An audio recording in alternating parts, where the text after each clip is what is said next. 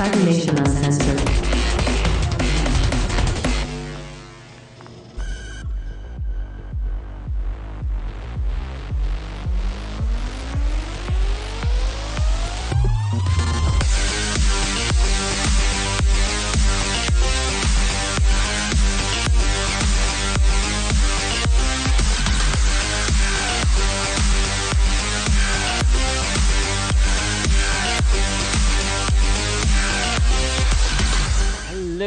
Everyone, and welcome to another wonderful episode of Tales from the Forlorn Dopes. I am your host, Cybersmily. Greetings, programs. I am your co-host, Wisdom. So, today we are going to be talking with Mr. James Portnow. Welcome, James. Hey, thank you guys for having me on here. Really appreciate it. So for those who don't know, James is the creator and mastermind of the new Cyberpunk Legends card game coming out. Have we gotten a date yet, or is that still being negotiated? We haven't got an official date, but fall looks like a real good season. If you're in North America, anyway. Actually, really anywhere in the world, because we are, at least for the Kickstarter, planning to ship everywhere. It's just a question of where retail will hit. Got it. So nice. It is coming out. Pre-sales are there. We have the link being displayed on the banner. So head out there. But welcome, James. Thank you for joining us. So the first thing we do is we have a questionnaire. We call it the full auto questionnaire. Short, quick questions with short, quick answers. There are no wrong answers, but there is one right answer to one of these questions.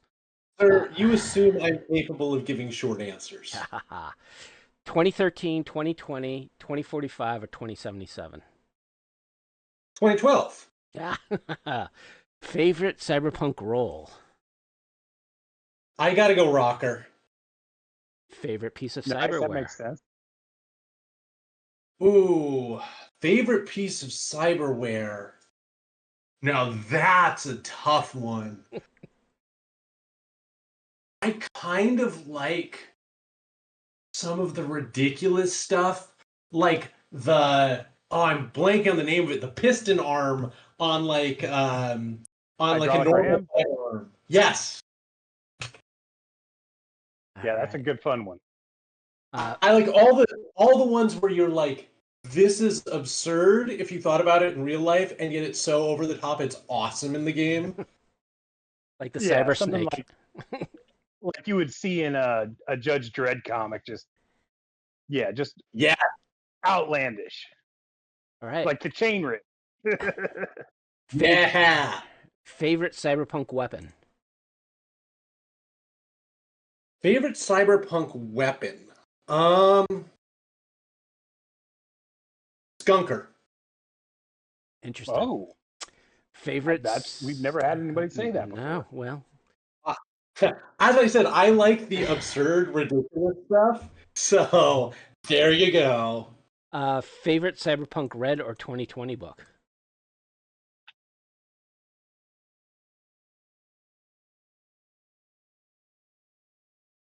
Probably Brainware Blowout. What was it called? Brainware Blast? What's the Bartmus one? I blank. Thank you. Guide to the Net. Yeah.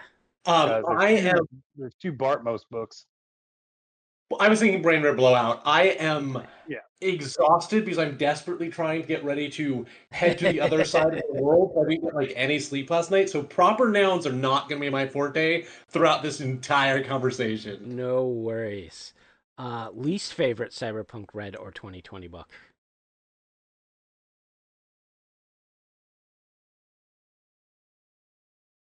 I don't want to do that to Mike. I'm going to pass on that one. I mean, you got the whole of Ionis Games and Atlas Games stuff to choose from as well. Yeah. So I don't like throwing other designers under the bus in general. I definitely have an answer to this, but it would be definitively me being like, I think this was bad, and I don't want to do that to other people. So on that one, I'll just pass. Well, trust me, Yeah, we had I Derek get the positivity Quintanar. David Derek Quintanar had immediate answer to that question. He was the editor for all of them, but and there was a reason why he added it. Yeah, but anyways, favorite Night City gang. Philharmonic Vampires. Favorite mega corporation. Huh. Trauma Team, actually. Pan Am, Judy, or Rogue.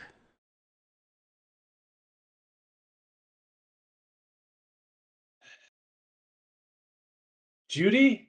Okay. Kerry, River, or Goro. I'll go Goro. Okay. Songbird or Reed. See,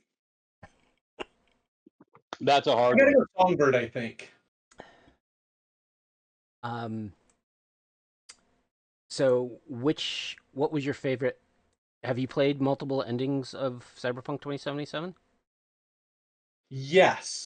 Which one was your favorite? Oh, actually, secret ending. Mostly because I love the design moment where you have to sit there for like 5 minutes until Johnny says like it's hard to choose when your friend dies. Yeah. Like I love Yeah. it. Got it. Yeah. All right. That's it's special. Lucy, Rebecca, or Kiwi? Lucy. David, Maine, or Pilar?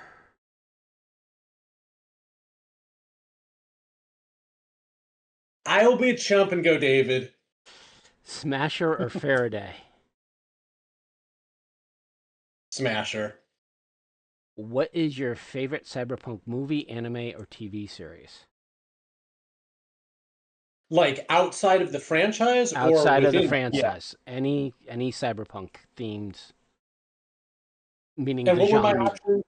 Movie, what else? anime, TV series, cartoon, basically it. Interesting. Man, different days would give different answers to that question. I know how you feel. I think on the anime side, I know this is like a weird answer, but Akira was like very impactful for me when I watched it, well, the first time I've watched it, and so ever since it's colored my vision of the cyberpunk universe. And so I would go with Akira. Yeah, that makes perfect sense to me. I mean, hell, Akira was the first feature-length anime I ever bought. Dude, I'm First right there with you. bootleg at a convention. I remember like it showing up at my local video store and having no idea what this was. And I was probably a little too young to be watching it at the time, but you know, it was a cartoon, so I Yeah, got absolutely. it. Cartoon out there. I mean, I got mine in 1987 at a comic book convention. Wow. The Marvel booth was showing it because their Epic line was, reprinting Akira in color. Yeah. At first, I thought it was like, is that an anime from My the Psychic Girl? Short, quick answers. No, it was. I told you. Chastised once again. I know.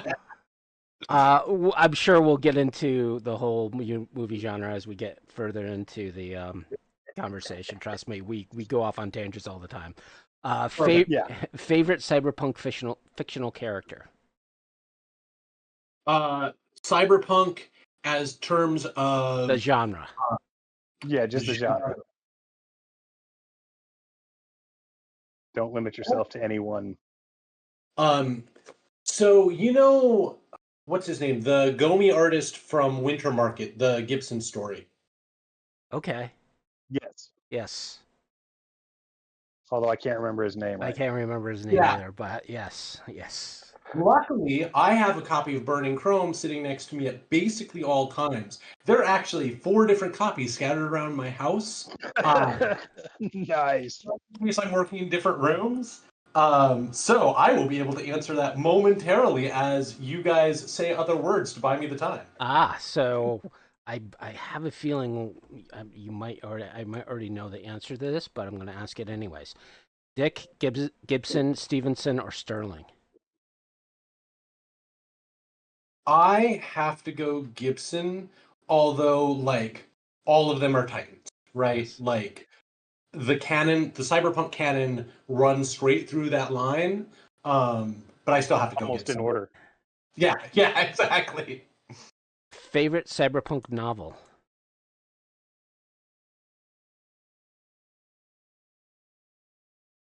It's like asking favorite band. It really is. It really is. That said, like I know it's not exactly a novel, but Burning Chrome, the entire collection of short stories, is like banger after banger after banger, right? Like nothing there is bad. Yeah, as far Works. as Gibson goes, that's my favorite work he ever did.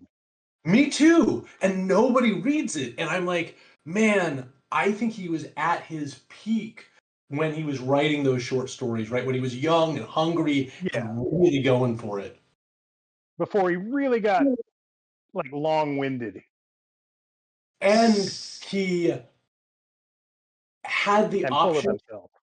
Well, and he got to just explore more of the world, right? Like as much as I love all of novels, they are sort of focused on a small central area, whereas this deals with everything like from what would the cyberpunk rural south look like to, what is the art scene in LA in a post like cyberpunk dystopia.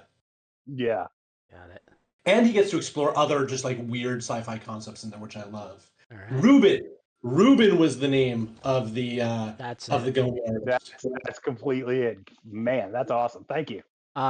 Favorite cyberpunk comic or graphic novel, if any?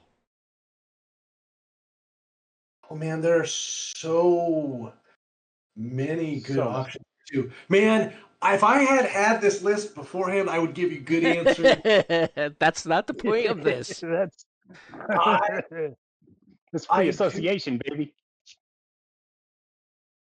Maybe it's Ghost in the Shell. Okay, Sure, that works. that's a good answer. I'm gonna go with that. I might come back to this. We might be halfway through, and I'll be like, "Oh wait, I was wrong." Wouldn't be the, Ghost first time. All right. Final question. Hopefully, it's an easy answer for you. Is Shadowrun cyberpunk? Okay, this is not a short answer. So one, the Shadowrun games on the Super Nintendo and the Genesis were formative for me. Those are excellent games, still hold up to today. The Super Nintendo one was actually a marvel of design and like engineering for its time. So anyone out there looking for a cyberpunk experience, I highly recommend these. Shadowrun in general is a like really interesting space for me because it's kind of like asking, is Star Wars sci-fi, right? And I'm not one to pigeonhole these things. I think you can have a phenomenal cyberpunk experience within the Shadowrun world. I think you can also run a campaign that is largely independent of sort of the cyberpunk setting that leans much more into the fantasy. But I would like very much go, yes, sure, absolutely. Okay. I think you're wrong about that, but that's me. I take Shadowrun very personally. So here's the weird thing. There's a lot of other games that I think can, like we were talking BattleTech earlier. Yeah. To me,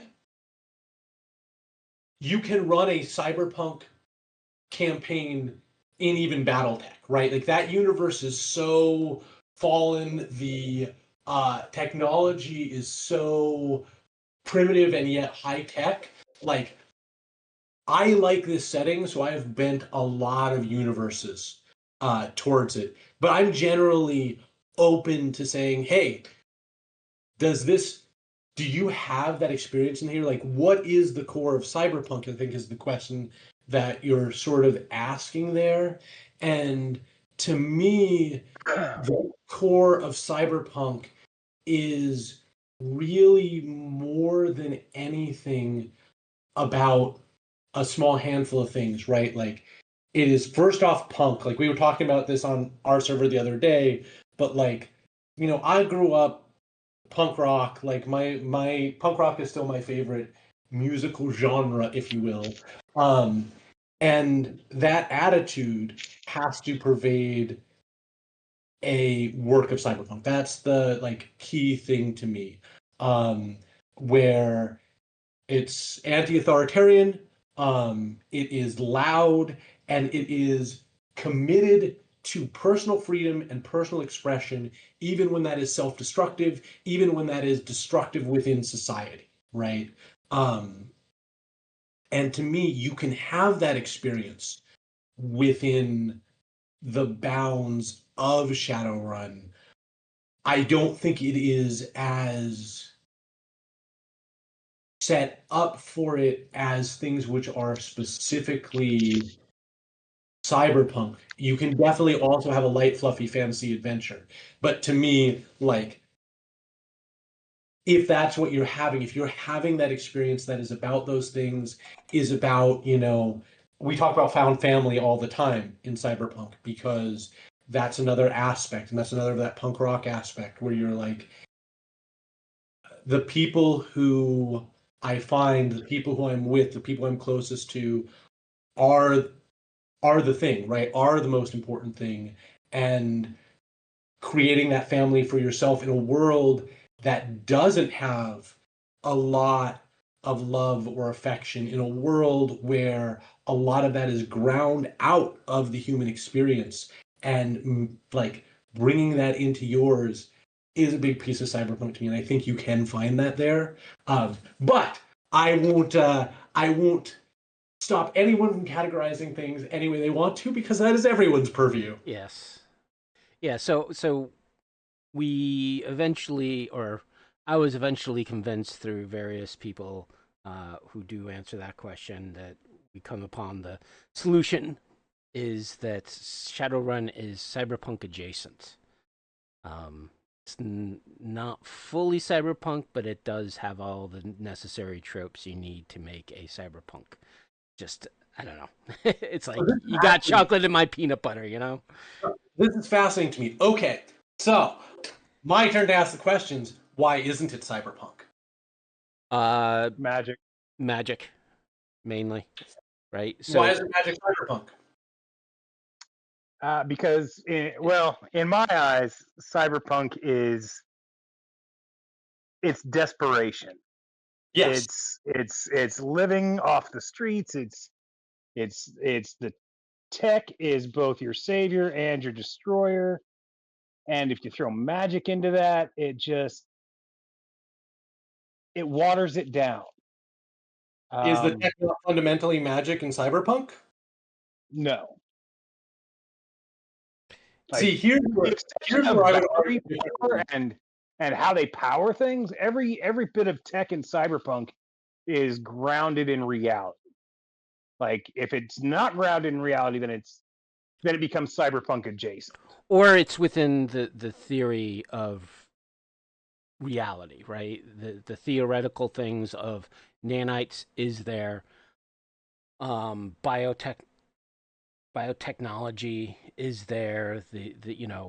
That concept, that theory, is that it is achievable. It's just we're not ready yet. Whereas magic, and even for me, I don't even consider something like, um, what the hell was that show that came out? Carbon. Oh, Altered Carbon? Altered Carbon, right? So Altered Carbon's based off of alien technology. Yeah, there's still a debate on whether there's even aliens in the universe. We have to assume that there is, travel, but just things that are theoretically impossible.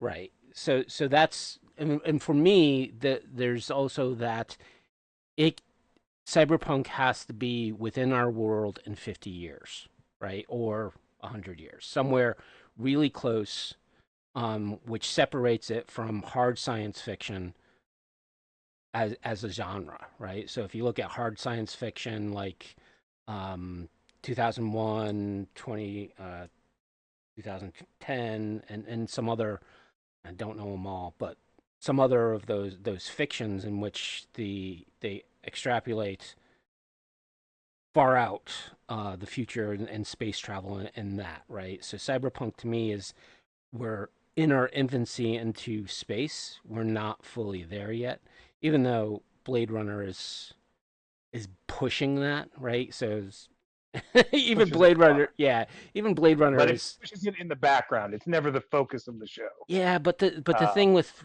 Blade Runner is there's the theory that aliens is part of that universe, right? Um, where do they talk about aliens and Blade Runner? there's fan theories that it's Well, fans are stupid, so we're not no going to pay attention. alien meaning the movie Alien, right? Oh, yeah, that. I mean, yeah, Ridley Scott can tie all this stuff together. Right. But So right, like Blade Runner, it's an easy one. Like Blade Runner is clearly magic, right? He talks about attack ships off the shoulder of Orion, right? Any Right. faster It's than light cyberpunk technology adjacent. is clearly magic, right? Like we can't argue that Star Trek is sci-fi or anything that has faster than light travel, right? So, like Blade Runner No, falls into magic. right. it even cuts out things like The Expanse, which is Right. utterly brilliant in every other way, but faster than light travel kills it. And Right. Alien. Yeah. Yeah, and Aliens. So, but yeah, so Like, that's not kills it as a show, but just kills it as far as the cyberpunk genre goes. yeah, and that's where I consider what is cyberpunk versus what is not cyberpunk. Um, Blade Or Runner, what is cyberpunk adjacent? right? And Blade Runner kind of hides a lot of it. I love that movie and I consider it the ultimate cyberpunk, but it's It's my favorite, one of my two favorite movies of all time. all religions have their wrong in it. Yeah. I mean, even like you mentioned Akira earlier, that's cyberpunk adjacent. The psionics Yeah. keep that from being what I would personally consider to be pure cyberpunk. And so it's really interesting because I do consider a number of the pieces of technology in almost every cyberpunk work to be to fall nearly in that level of magical technology, right? Yeah, impossibility. And like it is, but it's interesting, right? Because I think it's just where you ground cyberpunk, right? Like for me, you say Aliens cuts it out, and I immediately thought, wait, I actually do consider Alien and maybe Aliens to be cyberpunk works, right? Again, cyberpunk, like I consider them to be cyberpunk adjacent. They deeply influence everything I do in cyberpunk, and you'll find images from Aliens all over my site, It especially definitely, on the tech side. and there's the tropes, right? The dystopian future, the mega corporations ruling the Yeah. worlds, the individual trying to survive the evils of the world, right? So those kind of tropes, sure, those are being felt within cyberpunk, but I think cyberpunk also has the world has to be within a certain time period, right? Before you start getting into sci-fi. Yeah, And then even breaking not into necessarily that. time period, just levels of tech. Yeah. That usually, I mean, realistically, levels of tech are going to coincide with time period. But yeah, I agree. And I think it's really interesting because it gets we've gone down this path a little bit further than I know we had intended. But to me, one of the interesting things is to ask that question of what is at the heart of the genre, right? Like, what is the core piece of the experience that makes this genre compelling for somebody, right? And Yeah. I think you guys bring up an interesting point, right? Like, to me, it is much more about that dystopian setting and that desperation to push back. Um, but I think it's interesting seeing the different perspectives everybody has on like what it is that does make cyberpunk a an incredible genre, a genre that has lasted long enough to become reality, right? Mm. So I Yeah. mean, that's one of the very few pieces of science, like genres of science fiction, that can say that can say it lived long enough to see some of its own predictions come true.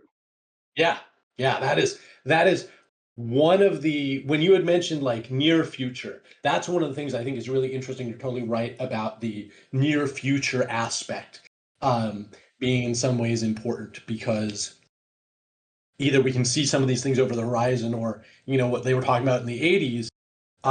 You go read the Bridge trilogy, right? And we're there. Like Yeah. half of it, you're just like, and he says it's funny because some of those old Gibson works, you read them, and there's all this stuff that's clearly supposed to just be like shocking, right? Um, and you read it today, and you're just like, yeah, yeah, that's just like, yes, sure, that's where we're at. Um, I mean, I think the most shocking thing left in that book is the thought that Radio Shack would still be around. That's a blow to my heart, let me tell you.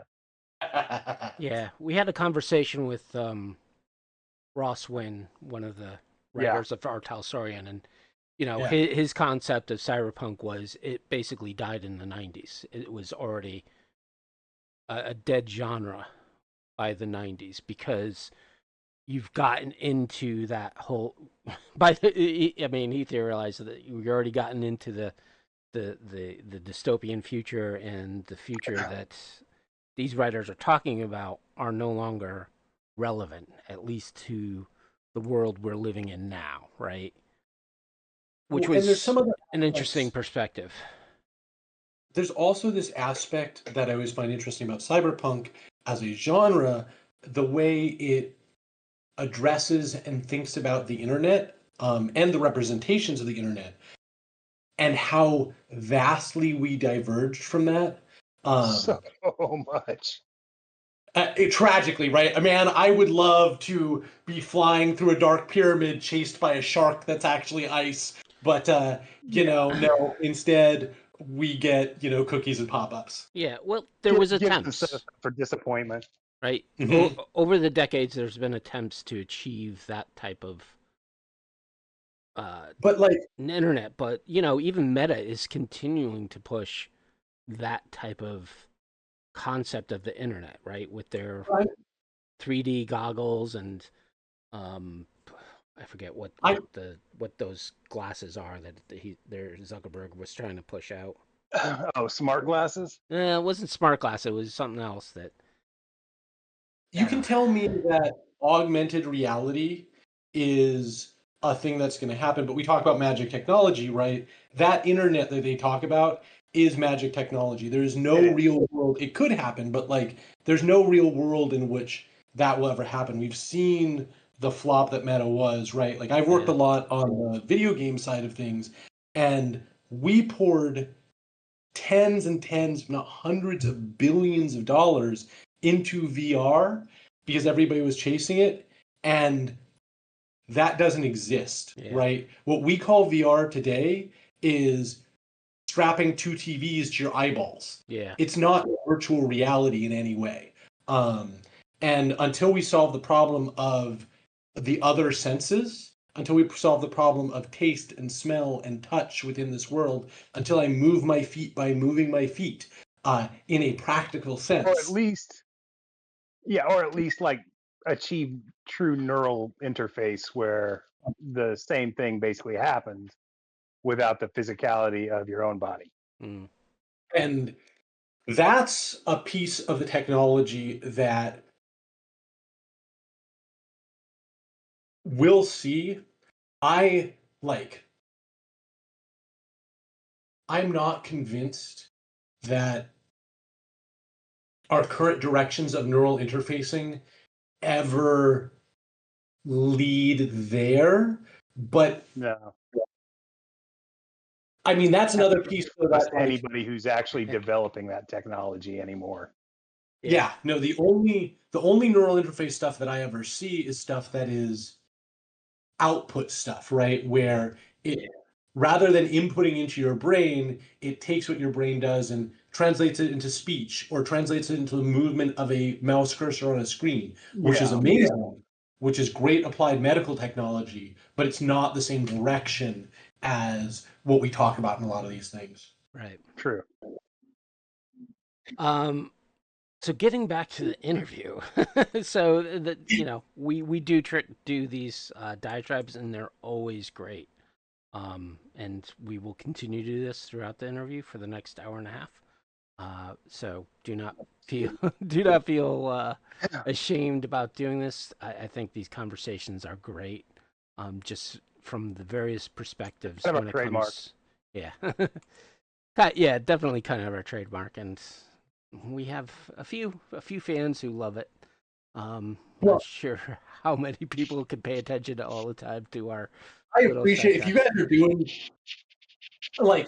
you guys reel me in, right? Whenever we're too far off base, when we're too far in the weeds, I will let you bring us back. Yes. Because you're fun, right? But it's fun to talk about all these things. But yeah, exactly. If we want to get to real questions, absolutely I'm on board. So how did Night Crew Games get started? And just as an adjunct, I just want to throw out that one of my longest running campaigns was called the Night Crew.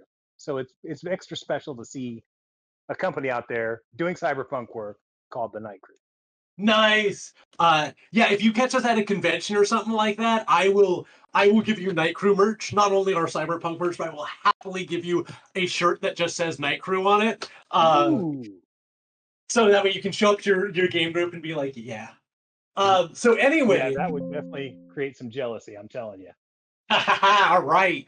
I mean, that's what I'm here for, right? Sowing dissent. So Night Crew Games, really how it happened was I was building this game during the pandemic. Mike said he wanted to do Cyberpunk. I had worked on it for a couple of years after the pandemic to really get it to be the game that I wanted to. But at some point, I realized that I was never going to be able to really ship this alone, right? I thought about going with some of the big publishers and all this sort of thing, and it sounds pretentious, but to ship the game that I actually wanted to ship, none of the publishers were going to let me do that, right? It was at that time period before there was the big backlash, and I had publishers telling me things like, oh, let's just do AI art for everything, right? Ugh. I wasn't going to do that. Thank you. So thank you so very much. How can you make Cyberpunk is about humanity? Much as it is all the cyberward stuff, fundamentally, it's about retaining your humanity. You can't it is the worst statement in the world to do your AI art cyberpunk game. But anyway, tangent. So I started reaching out to some buddies of mine who also worked in industry, and showing people this game and being like, hey, this is the windmill I'm tilting at. Do you want to join me on this? And slowly, one by one, we put the pieces together and formed Night Crew Games, because very few games. There are some people who are really, truly solo artists who can take things soup to nuts, but very few games are a one-person thing. And while I'm here talking to you guys, there is a whole crew, right? That's behind this. There's been literally over, we're just closing in on 1,000 playtesters now, right? There's so many more people behind this. And so Night Crew sort of grew out of this fact that to really do this great, to make it the game that we really wanted to ship a product that was really good, we needed more than just me. And luckily, I have really great people who, for some reason, were like, yeah, I want to be a part of this. That's awesome. What can you tell us about the game? Like, how did this card game come to be? So that's a great question. It started with I started a lot of my designs with overarching design goals, right? And so in this case, I wanted a game that was quick to learn, quick to set up and play, right? I love games like the Arkham Horror card game, some of these other sort of narrative-based card games, but a lot of them take a lot of setup time, right? And have a big rule book. And it's hard for me to get people to play them sometimes. And it's even harder for me to get people into Cyberpunk, right? Like handing people several 100-page books they have to read is limiting. And so I was like, can we make a stepping stone? Can we make a thing that feels like running a Cyberpunk adventure, but that within 10 minutes of opening the packaging, you can be actually setting up and playing? And so that was one of the goals. Another goal, I wanted to be portable, right? Like I wanted it to be something that I have lots of fond memories of, playing card games at Denny's at 3 a.m. And I want it to be something that you can easily bring over to a friend's house or whatever. So that was part two. And then part three was I wanted to make sure that we could still encapsulate all the RPG stuff. I wanted to be co-op. Coming out of the pandemic, I was very much all about doing something co-op. I wanted, and like, as I said, like Night City and Cyberpunk to me is a lot about your crew, right? And your found family. And so I wanted to highlight those aspects. But I still wanted to get a card game where we could give you a story that felt like Cyberpunk. Have you do things like investigate, like solve puzzles, do investigations, do all these things, explore areas of Night City, but I wanted to make sure it was nothing but cards. So those were sort of the three impetuses for this. As far as how it plays, basically, I can kind of explain it in 2 minutes. There's 4 decks that are the player decks. Everybody's going to get to choose one. Right now, the roles we have are Nomad, Solo, Netrunner, and Rocker. And those will be sort of the roles that you're playing. And then there's a central scenario deck. And the scenario decks are using the data retention properties of a set of cards, right? The scenario decks are set in a fixed order, which allows them to function. I know this sounds super weird, but they're like a memory stack. A deck of cards is just a memory stack from a computer, right? In fact, memory stacks used to just be decks of cards. But it's set in a fixed order, so you're always playing through a consistent story that's going to have the difficulty curve we want to deliver be punctuated by those moments of mystery, those puzzles to solve, all those things in the places we want to punctuate it with. The other thing about it being a fixed deck is we can do very cool things. Like there's a moment early on where like you come to your fence to sell a piece of gear, and you have dialogue options in this deck of cards.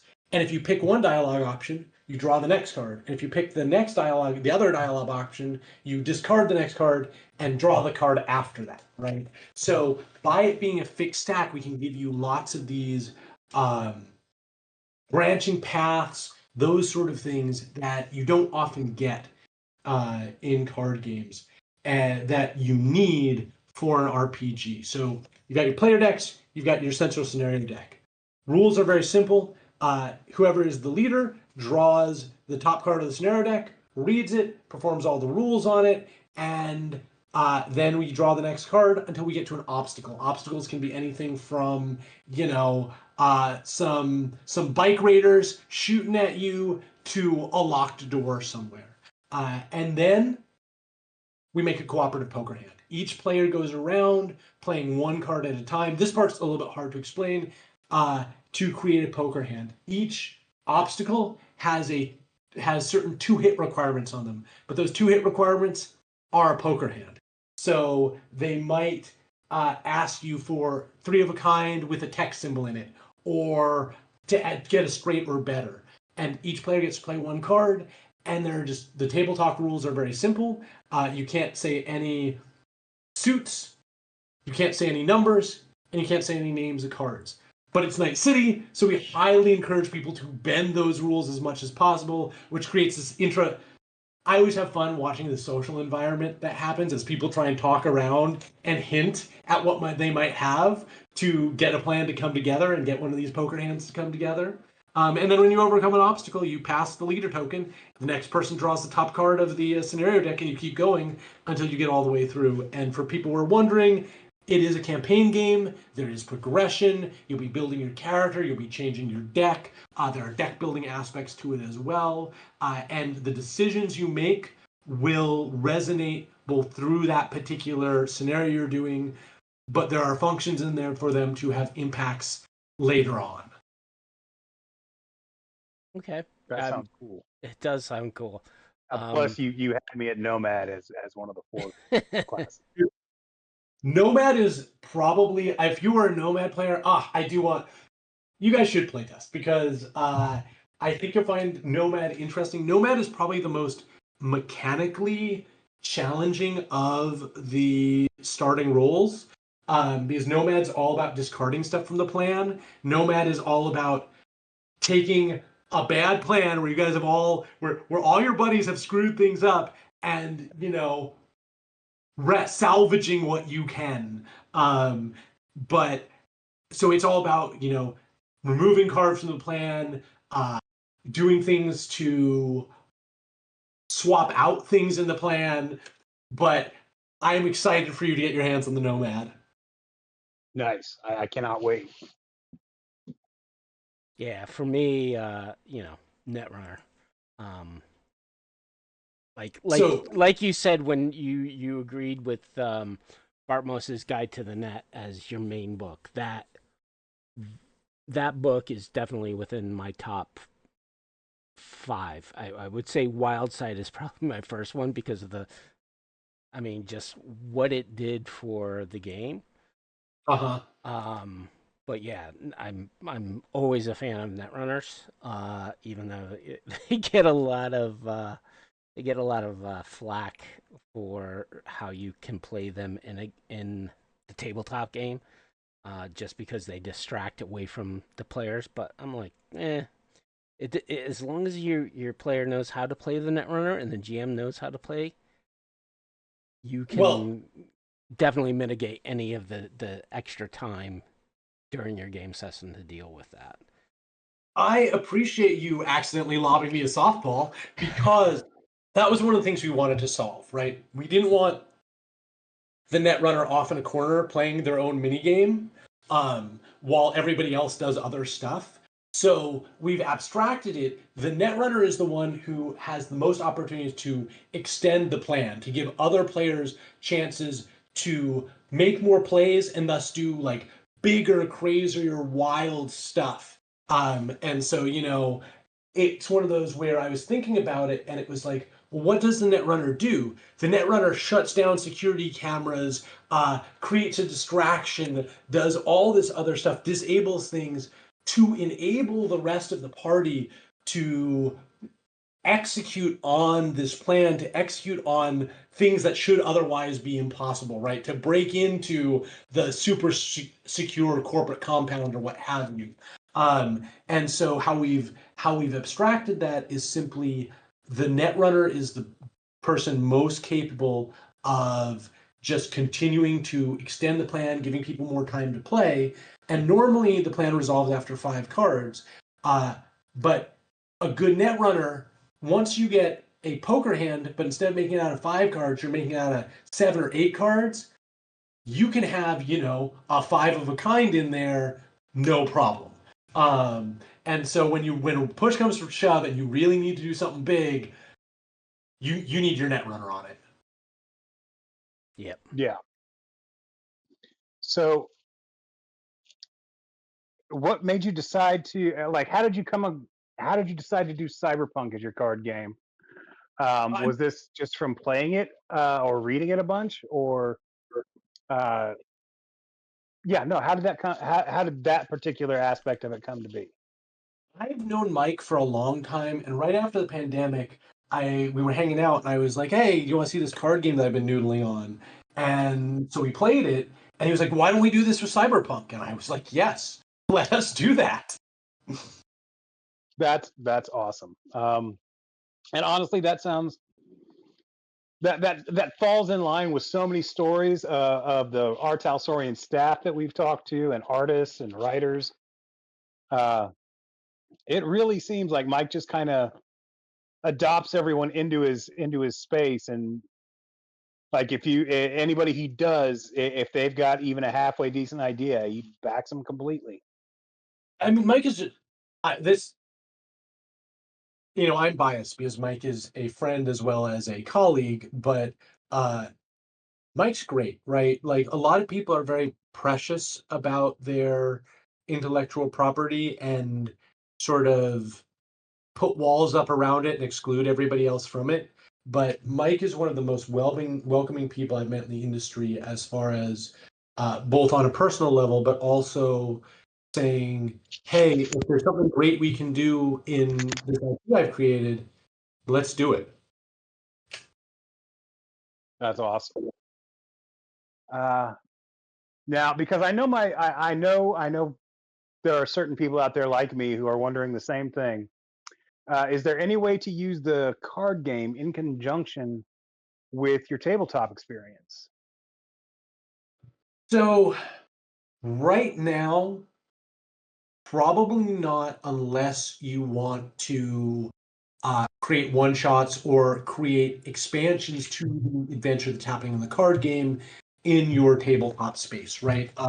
They Okay. are they are different. One of our goals was to make this sort of a stepping stone for all your friends who are not super into cyberpunk or maybe don't do ttrpgs. We wanted this to be a place that they could enter from. But that means that there's a lot of places where we have made concessions to usability, in ways that I think are in general positive for the game. But it's not going to follow the exact rules of like any of the books that you've played. It's got its own set of rules specifically for it. If you wanted to, actually, now that I'm thinking about it, uh, any of the obstacles, if you wanted to change your cyberpunk game combat or like overcoming obstacles within your scenario, you could absolutely just pull out the appropriate cards from this. And you might not have all of them. As we build more and more stuff, this will be more and more viable. But yeah, if you wanted to shortcut the combat in the game, so you were doing the storytelling, right? And all the RP stuff is the same, but when the crew has to beat up some guards or whatever, if you didn't want people to have to learn the combat rules and things like that from Cyberpunk in order to play with you, you could absolutely have everybody have their player deck and then throw down our guards or what have you, and just do a plan just like you would do it in our game, except for all you're doing is using it as a substitute for combat. So I do think there's actually, now upon thinking on it, if you want to streamline, make it easier for people to get into, you could reduce combat and skill checks to the way that we do them here rather than the books. Not that I'm recommending that. Like, I think a lot of the stuff in the Cyberpunk books is great and gives you more options than what you're going to see here.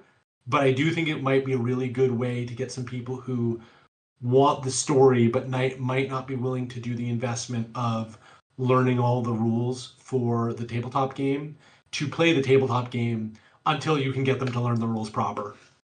Yeah, I mean, that sounds cool to me. Like anything to promote both things at the same time, because we want to keep the franchise as as alive as possible. Like we celebrate any success the franchise has, be it with Artel Saurian, be it with CDPR, be it with you know, third party publishers. Like we just want the game to succeed. Well, and in general, I think it's actually healthy. I think it's good to have a game that can be accessible to different groups of people, right? Yeah, Like, I love the ttrpg. I also know that I have friends who might love the setting and the world in Night City and will never play the ttrpg. So having video games, having, you know, tabletop miniatures games, having card games that people can play that might not require the same amount of rules, like, I think that's great, right? Let's yeah. let more people into this world, and then, you know, if they end up in the ttrpg, all the better. I've got friends who almost exclusively play nothing but card games, and Hmm. I'm very much looking forward to uh, getting them to try this. Hopefully, Well, with the hopes that maybe I can someday convince them to try the tabletop. maybe I can uh wrestle you guys into doing a playtest at some point if you want to bring a friend. The game is 1 to 4 players, so, you know, there's I am space. completely down. Yes, all right.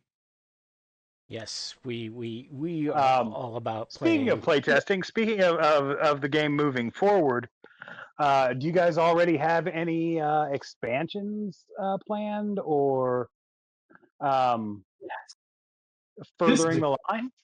This is a great question. So basically, in the core box, you're going to get the first 4 scenarios for a campaign that is either 7 or 8 scenarios long. We are working on all those right now.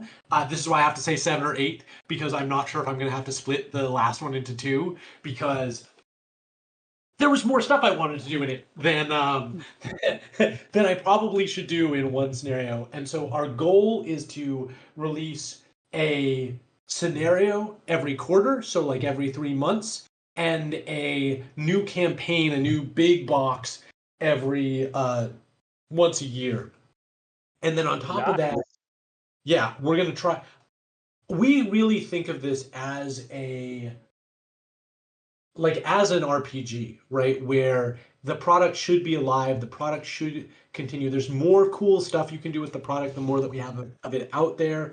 And so this isn't just like a once and done thing. This isn't a single adventure. And so, yeah, we're going to try. It's an ambitious schedule. I don't know if we'll actually hit it, but that's our goal for right now. And then there's all sorts of wacky stuff that we're trying to do. One, there are a bunch more roles that I would love to get into the game. And I can't really talk about this too much yet because it's very loose, and this is a piece of insanity that I have been hammering on. And I kind of went to the team and was like, hey, I didn't sleep for 72 hours and did this thing. Uh, do we think it is a thing we could actually do?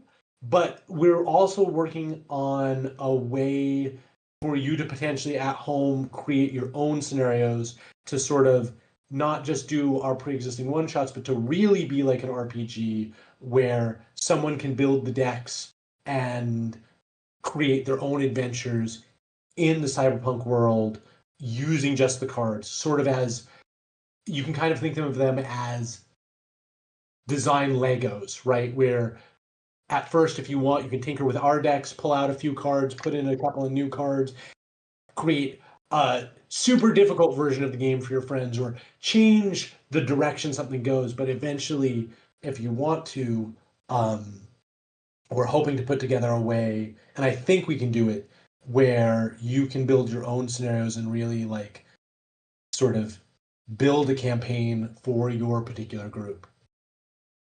Nice. That sounds exciting. Um, that sounds very exciting, actually. I mean, ideally, if somebody were to ask me what I most wanted out of a card game for Cyberpunk or anything like that, it would be like ideally for me, it would be something that would allow me to play solo. Um, I've just been looking for something like that for a long time. So To the point that I was considering making my own sort of like cyberpunk version of like Tunnels and Trolls. I think that you will get a kick out of this then because we absolutely have. Remember, I was like, it's 1 to 4 players. It really is 1 to 4 players. The That's way that beautiful. will work. So 5 card plan to overcome an obstacle, right? Uh, every time you reduce the number of players, well, if you've got 4 players, that means the leader plays twice. They have a little bit more influence over the plan, how it resolves. Makes sense, right? 3 players, well, now 2 people are going twice. So you may have less diversity in your decks, but now you have a lot more control and so on down. And when you get to 1 player, it is built so you actually play 2 decks, but one of them's a merc, and you don't have total control over the merc, so you start by flipping the top card of the merc deck, and it goes into the plan whether or not you want it there. Whatever the merc does, they're going to run off and Leroy Jenkins it. Nice. It becomes a little bit, I will say, single player becomes a little bit more of a strategy. I mean, obviously, like a strategy sort of puzzle-esque experience than it does. Like combat becomes a puzzle rather than a desperate attempt to communicate with 4 of your friends before they do something disastrous, with communication being very limited. But you can absolutely solo your way through the whole thing. And I don't mean, oh my god, this is the hardest part about working on Cyberpunk as a franchise. Having solo play and also a class, a role named solo. I can see that. That, I mean, like everything you're saying just gets me more excited. I wanna get my hands on this. We'll circle up after this. I think you should. um, Now, being in the industry for so long, and being in card games, I'm sure you're aware of the old social games, Cyberpunk card game from the early 2000s. Um, how different are you from what was going on with that, as far as like gameplay and? Wildly, impossibly different. But hey, if we're also at a convention, I do have boxes and boxes of that game unopened. So if you ever want to Ooh, draft the old Cyberpunk, we could do it one day. oh my Um, God, yes. I also have the starters, so like I've got sealed starters as well, so we have plenty to do it from. I have a love for CCGs, so I have a lot of weird old games still sealed up. But as far as that game, that was a competitive game that was drawing from some of the games that existed at the time. This is very much, it's not a narrative based game, right? Their game is not as much about like actually doing a run. Um, ours, if I flatter myself, I will say ours feels like doing a run, right? Ours feels like the moment where you step into Night City and things start to happen, and all of a sudden, like you are running the edge, right? And there's a narrative that's going on, and it is cohesive and directed, and you have your objectives that you're trying to do. So I would say these are very, very different experiences. The our product, at least the initial product, is not collectible in the traditional sense. It is more like something like Arkham Horror, where you will get the scenarios, the player decks, all in one box. You just have to buy one thing. We're not trying to, get $10,000 out of your wallet for this. So that's the other aspect that it sort of differentiates a little bit. That's beautiful. That's all beautiful. Yeah, no. When the original card game came out, it came out at a really weird kind of point for me, and I wasn't able to pick it up. And then by the time I was able to pick it up, it was gone from everywhere. So Yeah, your game sounds much more exciting to me. I'm not a fan of the collectible aspect. I don't want to have to search and search and search to find cards. I'm not a big collectible card game guy. Like I've never played a game of Magic in my life. And it's weird because I worked at comic book stores when that when they first hit. Uh-huh. And they were just everywhere. I mean, man, in the 90s, they were everywhere. Everything had a card game back in the 90s. I have sealed product of the Highlander TV show card game. Oh, everything is card game. I'm sorry. Yeah. That you had to It have was, that ordeal. there was so much, and I because I missed it at the start, because when Magic first hit, it hit at almost the same time that Pogs became popular, if you remember those. Oh, yeah. And it just felt like the same fad. So I just skipped it all. And then a few years later, like Wizards of the Coast put out Netrunner, and that's really been my only experience with collectible card games. So I'm glad that your game is not, you got to buy 50 packs to get like half the collection you want.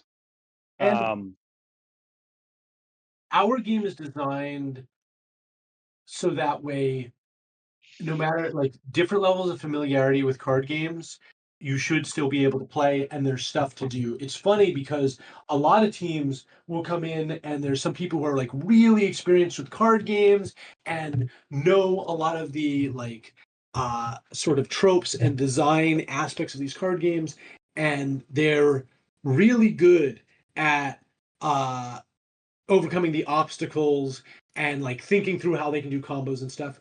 Not necessary. You'll get it right. You'll get it pretty quick. If you know anything about poker, I think you'll be able to pick up the core mechanic instantly. Any team that we've had that at least one person understands the basics of poker, like people get it real quick. But the coolest thing is we'll have people, we've had teams where, you know, they've dragged in a friend who doesn't really do tabletop, all this stuff, and they have fun. They're doing the like obstacles and things, and their friends are doing all these sort of higher level stuff. And then we'll hit a puzzle. We'll hit a moment or a dialogue choice, right?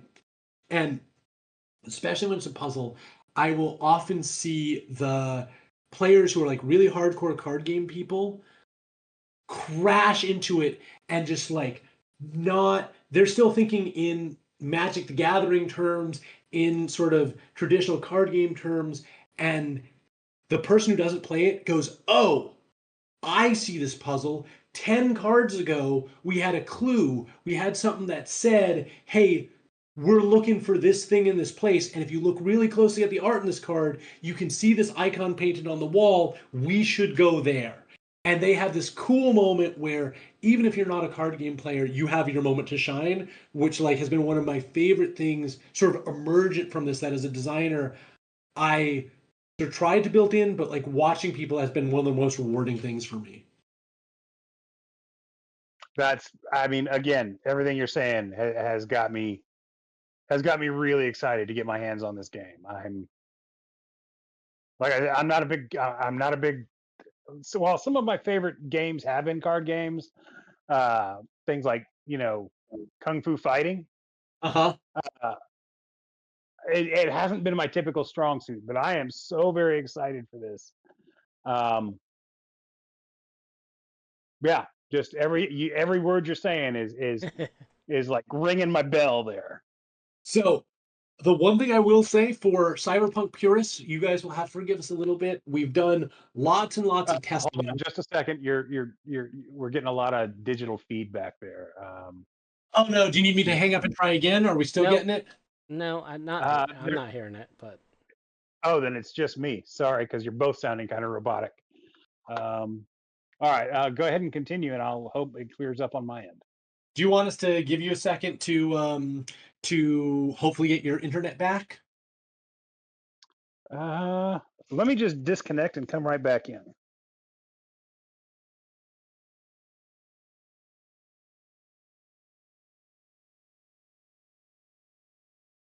You know, OP4 Netrunner get you? Yeah, that sounds much better. Thank you.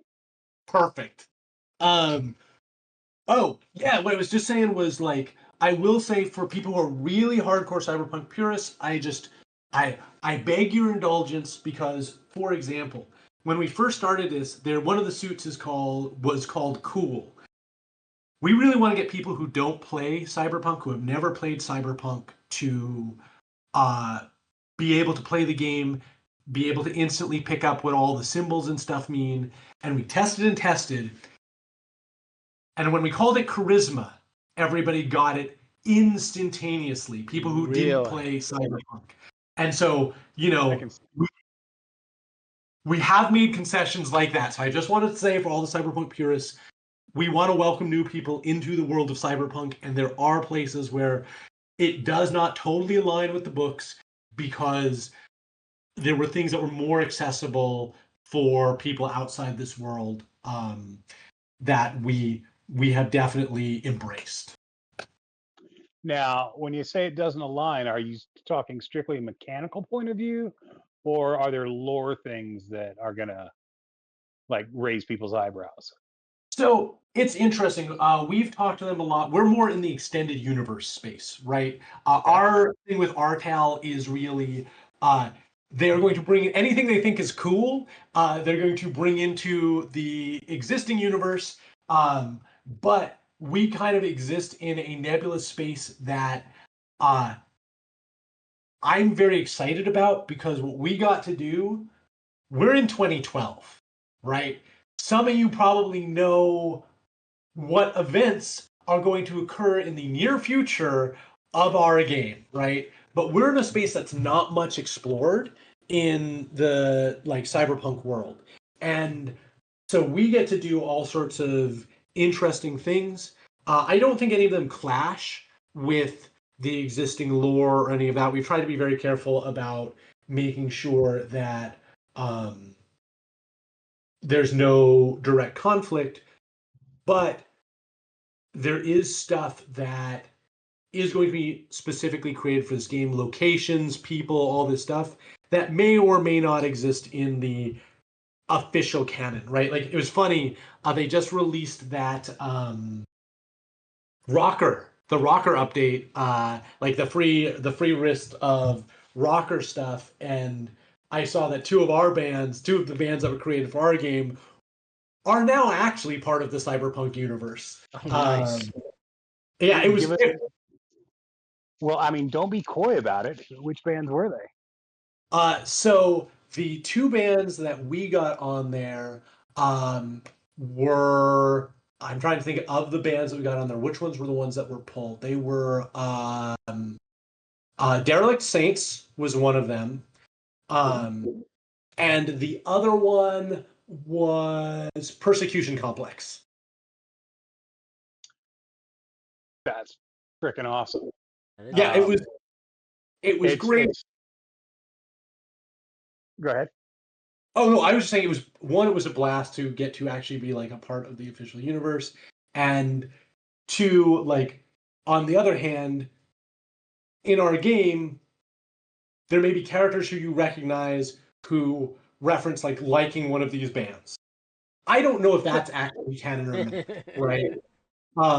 And I mean, it's still innocuous enough that I would allow it. Yeah, sorry, I didn't mean to interrupt.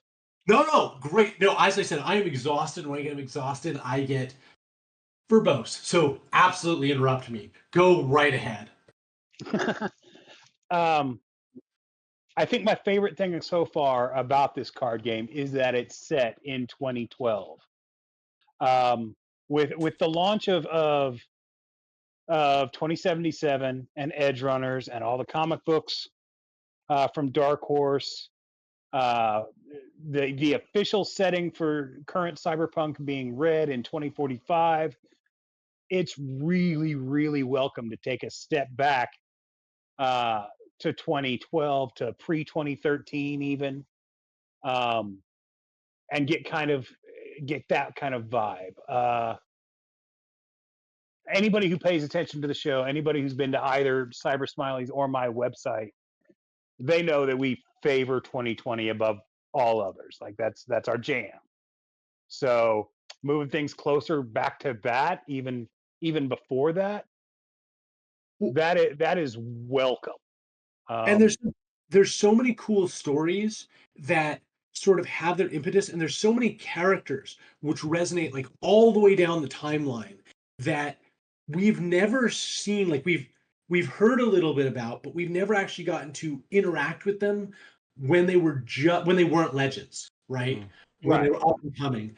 And as I'm getting to play around with this a little bit, like that's one of the coolest things from a creation standpoint for me, to just be like, okay, I get to touch on and have the player run into and interact with some characters that they're going to know, that they love, but while they were on the rise, but before they were the names of Night City, right? Plus, Johnny's blonde at this point, which is always fun. Yeah, looking like Bon Jovi. Oh yeah. I like to joke that before he died, one of the last movies he saw was John Wick, and so that's why he's suddenly Keanu Reeves in the future.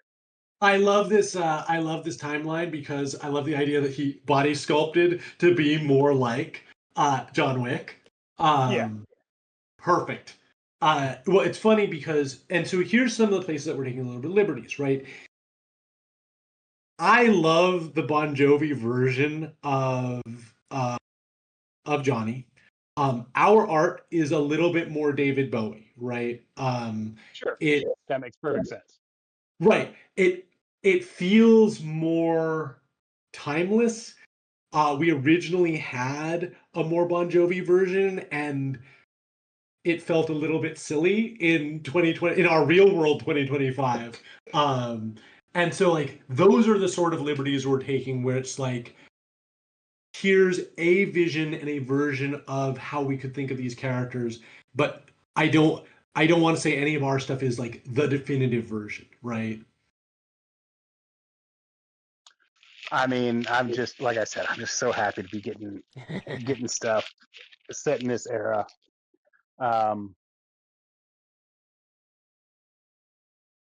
Yeah, and the art samples I've seen from your game are really impressing me. When it comes to card games, I think art is every bit as important as anything else. As important as the rules, as all that. And so any new full color art for Cyberpunk, it like I said, it rings my bell. It makes me very happy to hear that, because for people who are part of the traditional, like who have a history with Cyberpunk, we really want to do that. If you guys ever have a dead week where you don't have a guest, if you want our art director ever, I'm sure she would love to like come talk to you guys, because she deserves to get to talk about this more than I do. But like, one of the things for us was, one, we talked about a little bit, but human created art, right? Like in a cyberpunk world, having like AI replace human beings feels like not getting the point of this warning, right? It's using AI art is, especially in a cyberpunk product, it's like praising the corporations that are crushing humanity. You're giving work to the technology that's stripping art and creativity and any kind of thoughtfulness from everywhere. Step on my neck, Arasaka Daddy. Yeah, exactly. Like, just lick those boots. Right.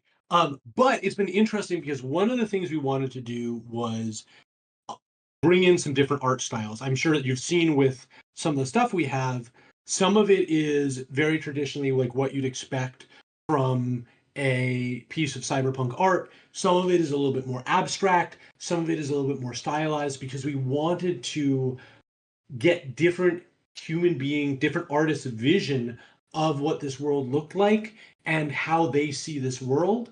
And that's why I want to say like none of our stuff is definitive. This is why I say we exist in the extended universe, because I think this will hopefully give people cool ways to think about the universe and like think about how they see it in their mind's eye, right? one of the other really interesting things about the art is, as a designer, I am a big proponent of utilizing all the aspects of the medium you have in front of you, right? We already talked about how player decks utilize the randomization properties of the cards, whereas, the scenario decks utilize the data retention properties. Well, here we've gotten to work with a lot of artists to build in puzzles and clues into the art itself. So there's actually game reasons to look at the art as well, which has been a challenge, but I think has been a lot of fun working with people on it. That's beautiful, and absolutely, we want to talk to her. Yeah, absolutely. And like 100%, we need to schedule something. This is gonna be a lot of fun because hopefully you guys will have gotten to play the game and you'll have seen a lot of the art that the world as a whole hasn't seen, and then you can pick her brain about all these things. Oh yeah, awesome. So how many artists were you able to contract with? It's a lot. So here's the thing. Like when we talk about card games and the art being a big part of it, the art has been very expensive. Like going back to the AI stuff, one of the reasons that publishers pushed us sort of towards this direction initially, towards doing AI, and we said no, doing human art isn't like twice as expensive or 5 times expensive. It's literally 100 times more expensive. We have done close to 400 cards, right? So we're getting hundreds of images, but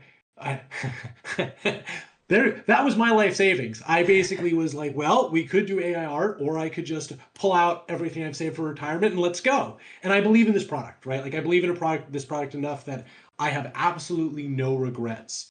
But we have worked with somewhere between dozens, I would say dozens of artists. Irene would know the actual number, but we've worked with a lot of artists because we want to get a lot of different styles, right? We want to get different interpretations of Night City, and she's done a phenomenal job sort of tying that together and making it feel cohesive and feel like an overall aesthetic. But one of the things that bugs me about a lot of card games today, and especially a lot of the collectible card games, is if you ever take a set and spread it out on the table, the art guidelines, especially for the big ones, are so strict at this point, kind of all blurs together, right? Yeah. It's all great art. It's all very homogenous. Exactly. Like, I love it. I think they do great, phenomenal things. I think the artists on those things are incredible artists. But because of all the brand guidelines and stuff, it does sometimes feel a little bit homogenous. And we're like, well, we're a new company.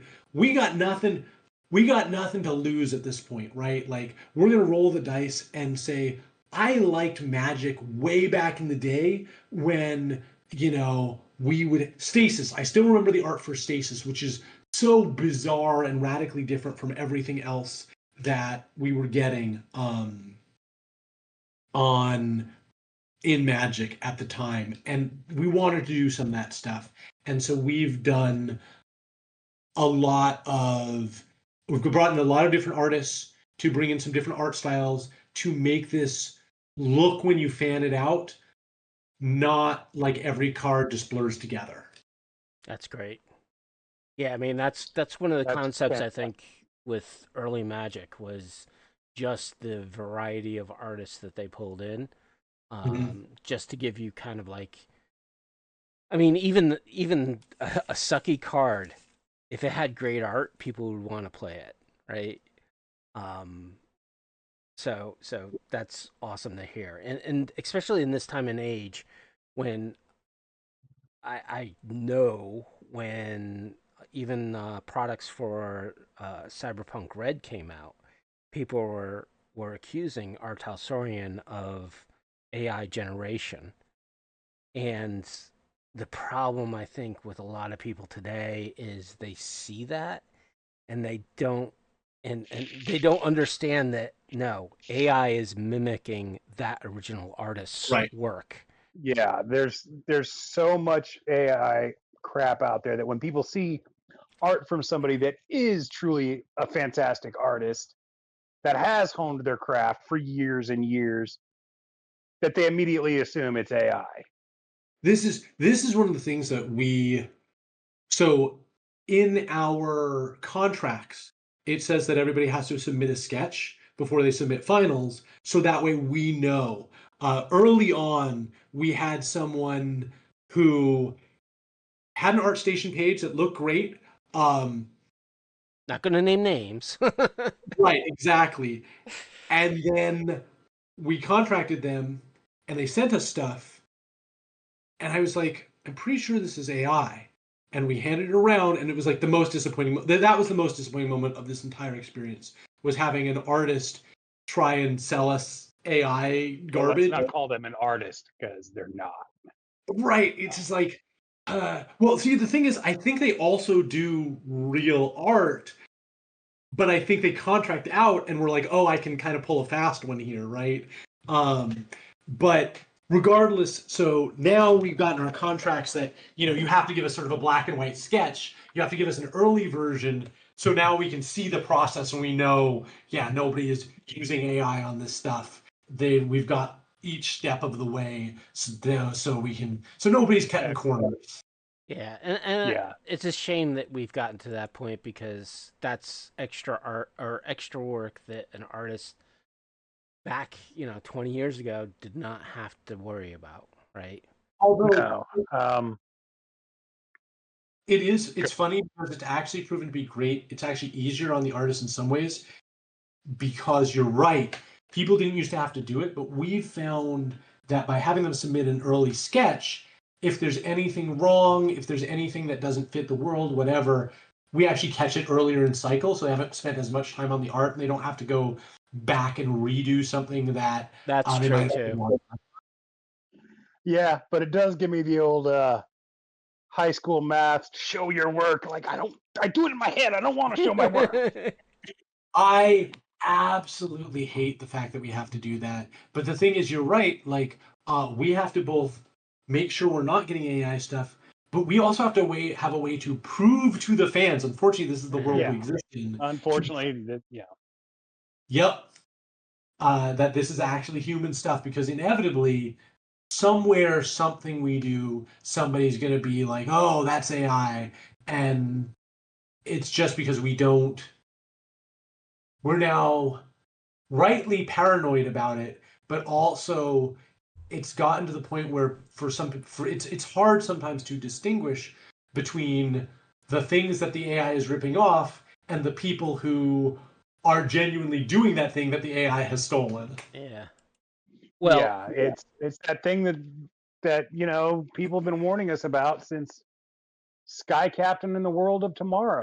You're not going to be able to tell what's real and what's fake in a very short amount of time. well, with all this doom and gloom, I have to present even a bigger doom that we are coming to a close of the interview. Um, so we have probably 5-10 minutes left. Um, so James, is there any questions that you want to ask me or Derek before we wrap up? Oh man, I do actually. If and I'm gonna start here by just laying out the disclaimer that I probably will never do anything with this. But that said, that disclaimer on the table, what would you guys want to see in 2012? Oh, Uh, jeez. I mean, I already laid out my biggest one. Uh, I don't know how doable that could possibly be, but um, man, my biggest want for 2012. Ooh, So while you think about that, illustrated Derek, gear porn. That's what I want. yeah, Illustrated gear porn. I want tech items, guns, vehicles. Throw as much of that crap at me as you can. I love that stuff. for me, paying homage to the source, right? So, there are, I think it started in Chromebook 3 and 4, and there's other supplements within the 2020 genre that went into the retro tech, right?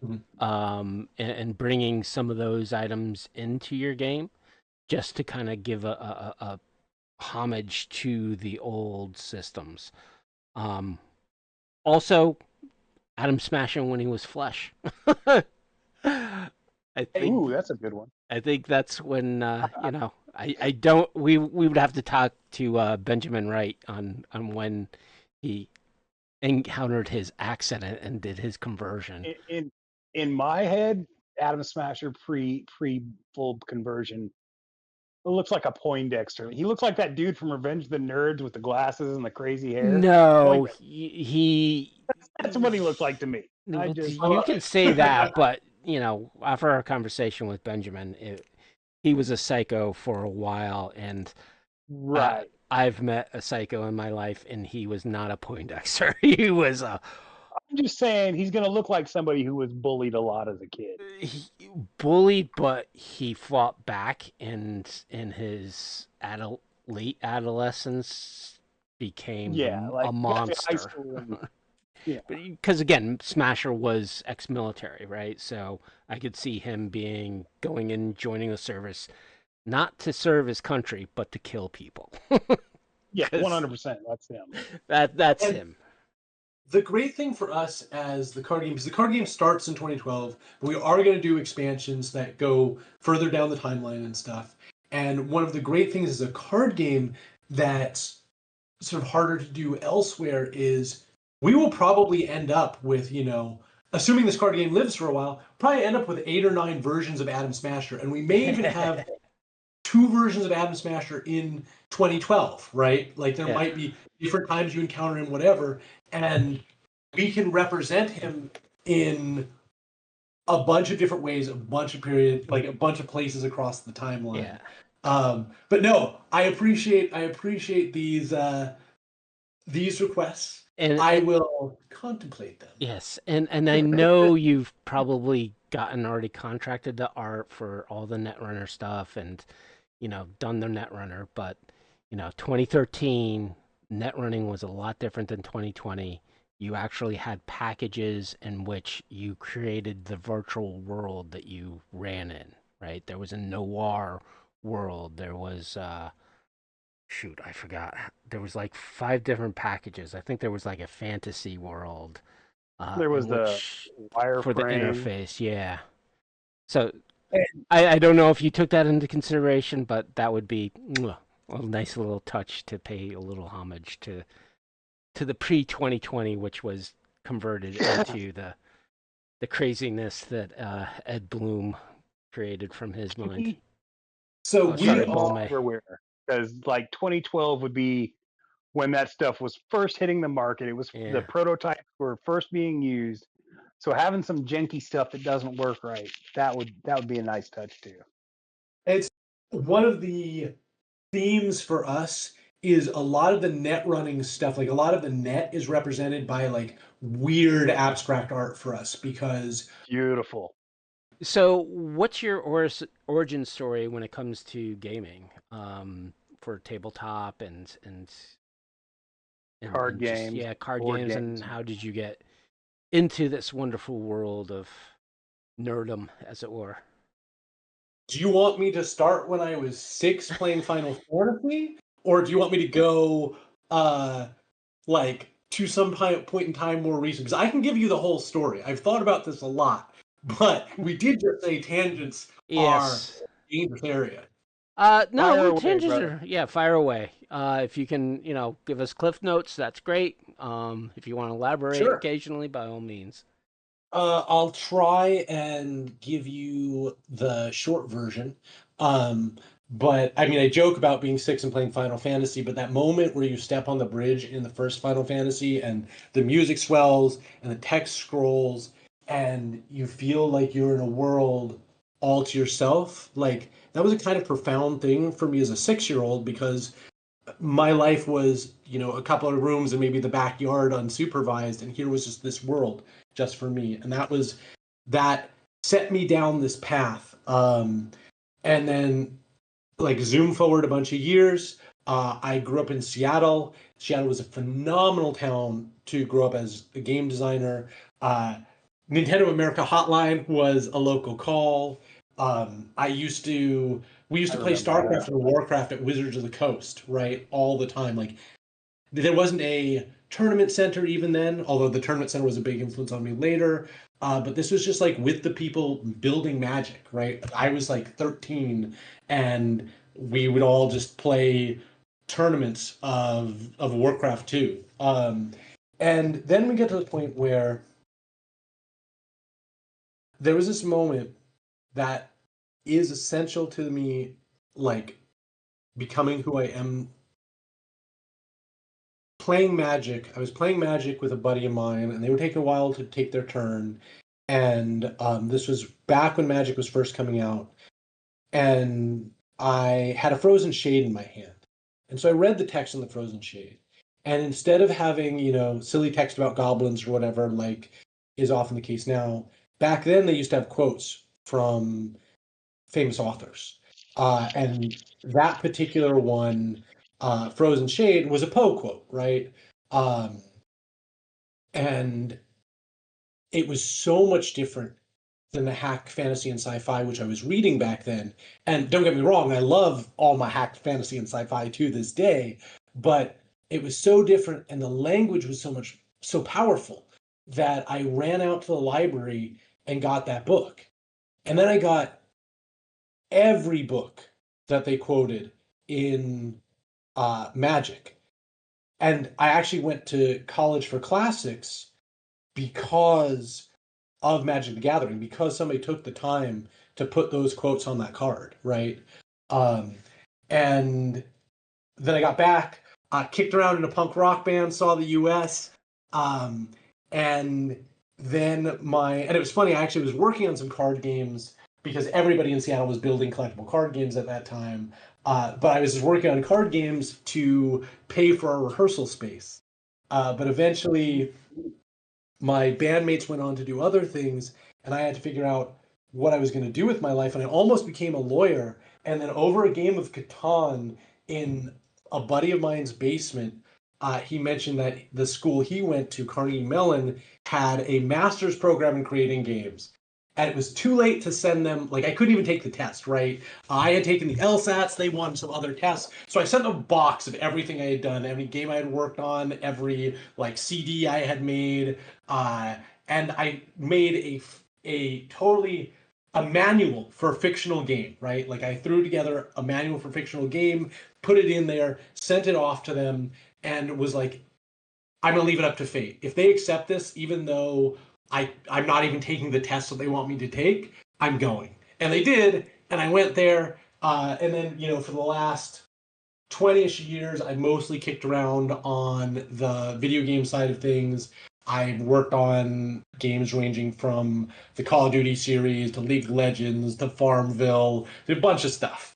And I realized during the pandemic that my first love in the game space has always been tabletop games, and my love in terms of design, like tabletop allows for pure design, design unmitigated by some of the technical hurdles that video games and digital games face. And so I decided I wanted to get back into it. And so I started throwing together this game, and then pandemic ended, and I was sitting with Mike playing this game, playing a very, very, very early prototype of Cyberpunk Legends. It was not Cyberpunk then. And Mike was like, let's do this with Cyberpunk. And I was like, okay. And that leads us to today. Oh, okay. So, did you ever play Cyberpunk 2020 or? Yes. So less than I would like, because most of my friend group was much more into D&D. But yeah, no, I played 2020 back in the day. I think I've played every iteration of at least the core rules of Cyberpunk. I'm trying to think if there's any. Even the unspeakable version? You mean the version with the good art? No, we mean the version with the dolls. That's what I mean, the version with the good art. So, okay.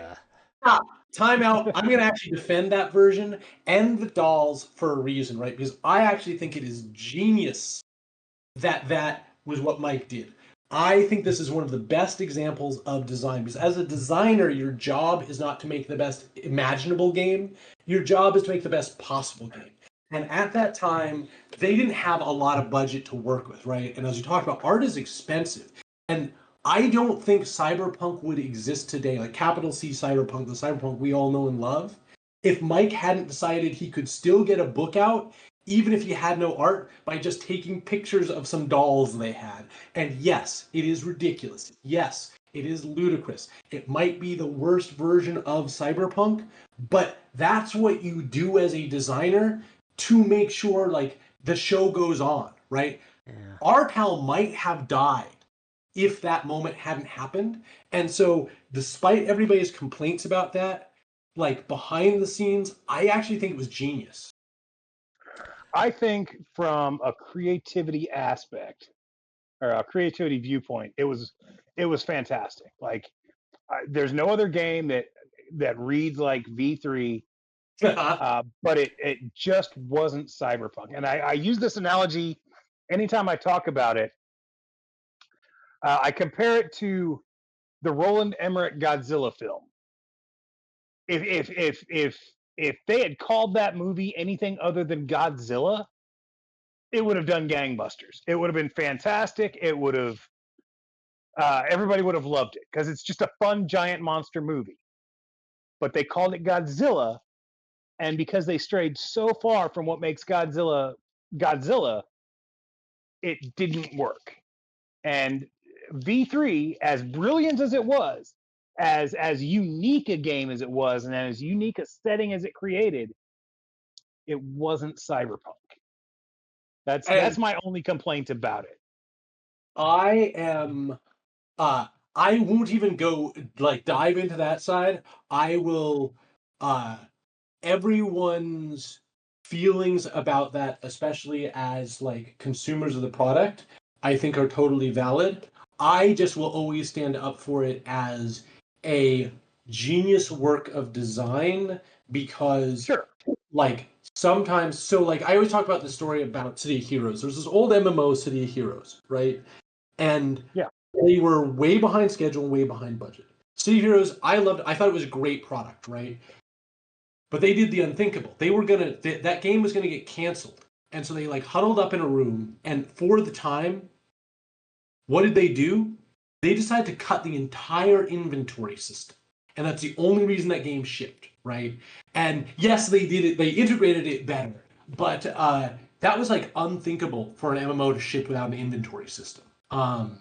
And they did it, right? And that's why. And those moments of design, where as a designer you figure out how to get the product to ship, you figure out how to get this in people's hands, even though you don't have the resources you really want to make the product that you know could be better, right? Like everything I've ever shipped and every designer I've ever talked to, we know the games could be better, right? We know how they could be better, but sooner or later you have to ship, and you have to ship with the resources you have. And so I will always defend V3 for getting out the door, for just buying Cyberpunk a lifeline to continue.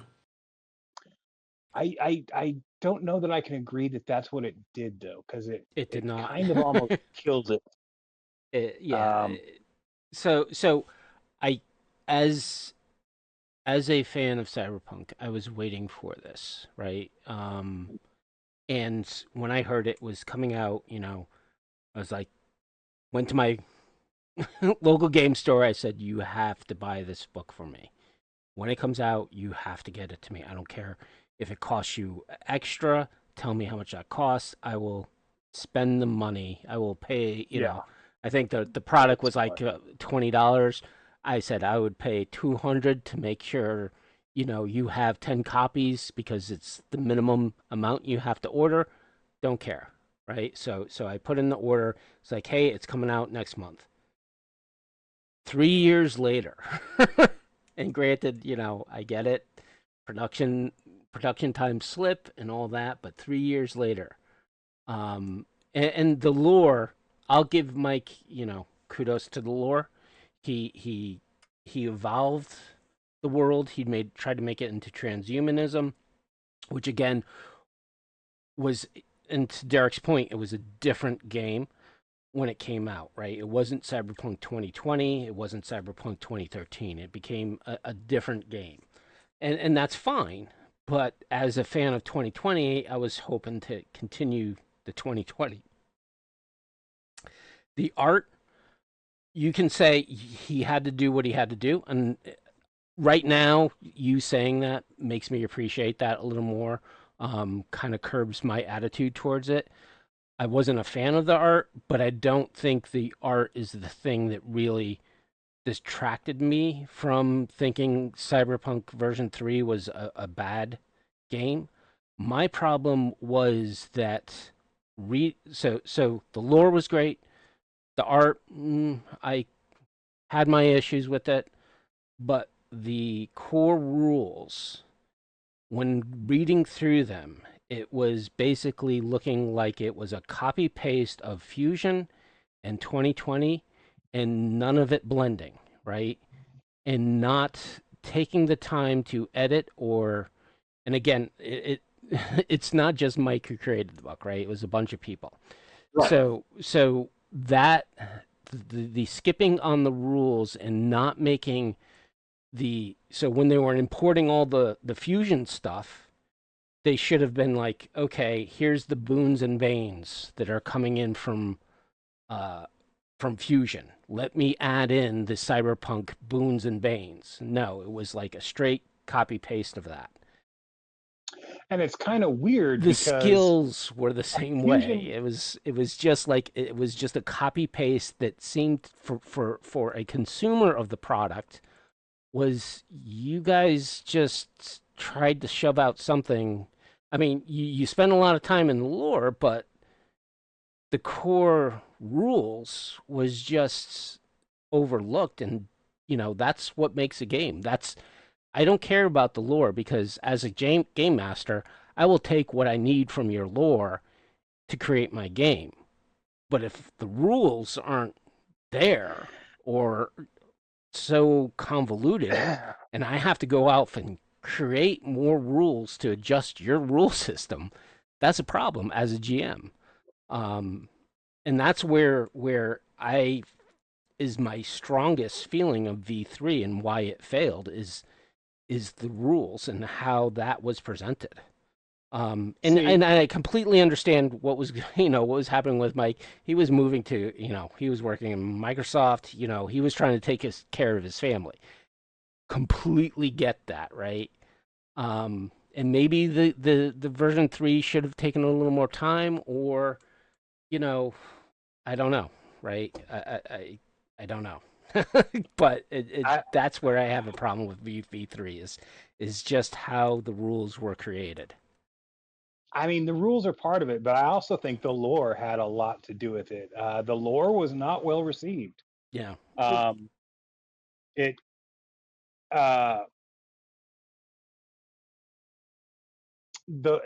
was so different and moved so far away from what they had established the world to be that it didn't feel like the same place anymore. Mm-hmm. It felt more like honestly, it felt more like Cyber Generation than Cyberpunk, where we've got all these things that just are not. They're basically magic, for lack of a better term. You've got buildings that come alive and try and eat you. You've got giant roaming cities that just, I don't know. It wasn't. There were great ideas, and if it was presented as its own game, independent from Cyberpunk, I think it would have done great. The rule system, the way the rules were presented made no sense to me because they'd already put out books with Fusion as their rules that worked just fine, like Bubblegum Crisis. The Fusion for that was great. So on the rules aspect, while both are important to me, for me it was the lore. It just was too different.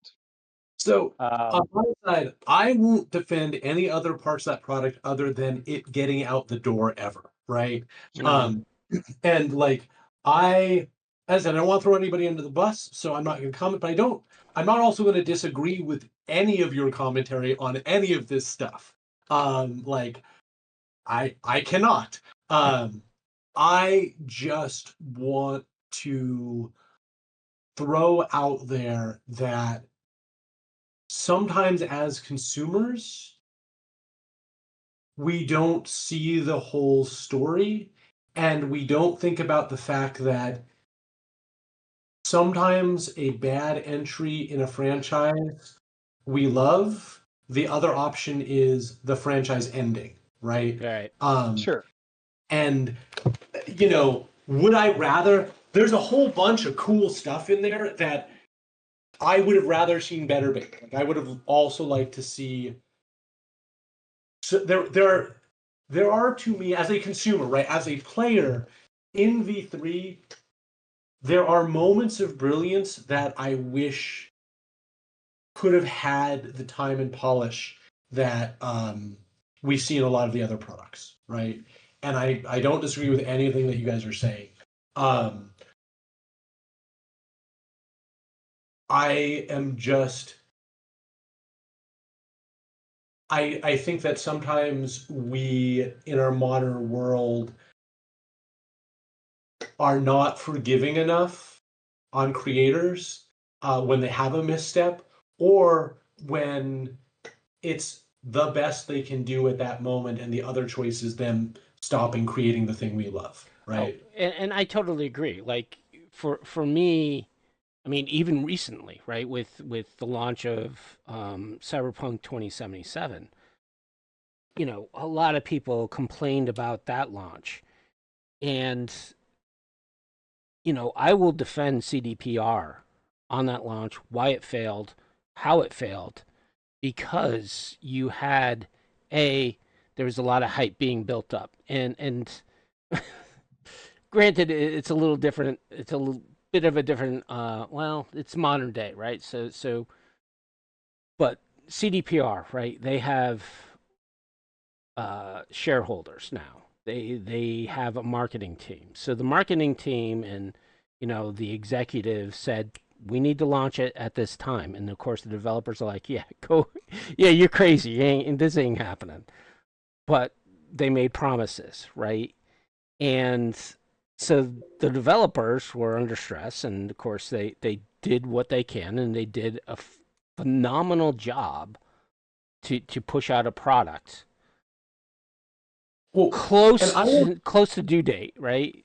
And they had to push back the due date because lo and behold, there was failures because Dev said, "Hey, this isn't ready." And then just seeing the community just totally go against the developers, I docking I developers, hate the sending community them so fucking death much. threads, and just the backlash of like, no, guys, what the hell? I mean, you guys, they need the time. Give them the time. But of course, the decision of release wasn't up to the developers or the people who were creating. It was up to some guy who's just sitting on his ass making six figures saying, "Yep, we're going to do it at this time," and saying, "No, you guys have to do it at this time," and like, no, that's not how it works. And Get it out the door so we the can start seeing our money come back. well, also the ridiculousness of that launch was that everyone thought, oh, why can't they do it in such a short amount of time? Like, they're re-engineering their core engine to do physics that their core engine could not do. And they had to learn to do bullets trajectory because The Witcher, sure, you had melee, right? I mean, that's why crossbows were just so horrible in Witcher 3. There was no range weapon. So, you know, cyber the Cyberpunk had to create that engine and all the physics and all that to plug into Red Engine. They also had to create AVs and motorcycles and all this other aspects of the game that take a lot of time and a lot of figuring out. to get accomplished. And I don't think community, especially like the consumer community, really understands the amount of work it really takes to make anything good. And that's a shame, right? I think the biggest thing as far as the cyberpunk, or like, I'm not even talking about CD PR, but like, just for a lot of these sort of games that struggle in these sort of circumstances, one of the things that I think people don't usually see is for long cycle games like this, we changed console generations, but you've committed at, like, this happens all the time to games. You commit to supporting the previous console generation, but new console generation comes out and you also have to make it cutting edge, right? You have to make it competitive on whatever this new console is, because that a lot of people will have jump shipped to that new console by this point, and it can't just look like a last generation thing. It can't play like a last generation thing. And so you get stuck having to make something that works on old hardware, but is competitive with things that don't have to work on old hardware. And this is a very, very difficult problem to solve. And a lot of games train wreck against that, right? And if you start your project before the next console generation is even announced, right? If it's a long cycle project, often in the middle of development, you suddenly have to figure out, okay, how do we essentially make two versions of this game, both that function and play well on completely different architecture, right? And that's something that, like, again, consumer side, we don't really see those struggles, right? Yeah. We see that the game isn't as good as we want it to be, and sometimes have a knee-jerk reaction rather than taking that moment to look at it and go, okay, these people have done stuff I loved before. I'm going to give them the benefit of the doubt, right? And in that case, obviously, like, CD Projekt deserved the benefit of the doubt.